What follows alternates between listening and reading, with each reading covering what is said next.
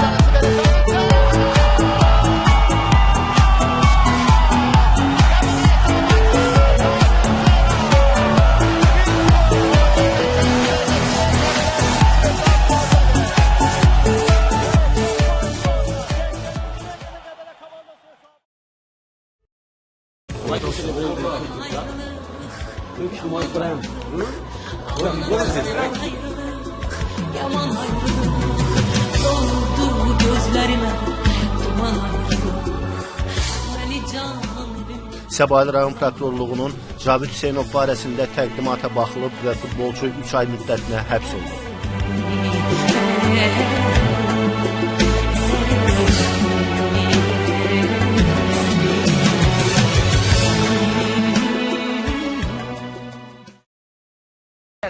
futbolçularımıza da dikkat var.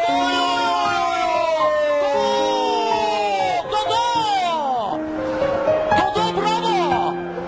Qəbələ hesabı açır. Gol çok lazım idi Qəbələyə. Erkən gol oldu və Dodo hesabı açır. Panathinaikos 0, Qəbələ 1. Bəli, Qəbələ hücumdadır. Cənnəbə taşısına doğru ötürmə. Zərbə və gol.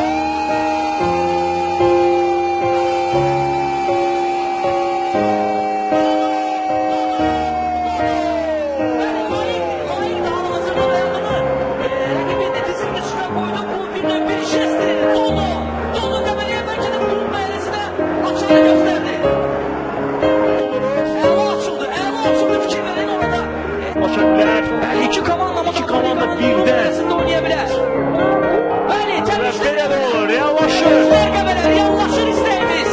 Hörmətli tamaşaçılar, bütün Azərbaycan futbol sevərlərini təbrik edirik. Çünki Qarabağdan sonra Qəbələ də bir ilk reallaşdırdı. Öz tarixində ikinci cəhdən Avrupa'da Çok möhtəşəm gecədir. Nikolaevski stadionunda hamı məyusdur. Sevinç içərisində olan isə Qəbələli futbolçularıdır. Sevinç içərisində olan Azərbaycan futbol sevərləridir. Tamaşaçılarımızdır və bu sevinç dəqiqələrində isə Bu ikinci komandamız Avrokubokların klub mərhələsində vəsiqə qazanır. Əvvəlcə Qarabağ hər birimizi sevindirdi. Daha sonra Qəbələ bu uğuru təkrarladı və hər iki Sen ağla, dayanamam. Ağlamak istedim sana kıyamam.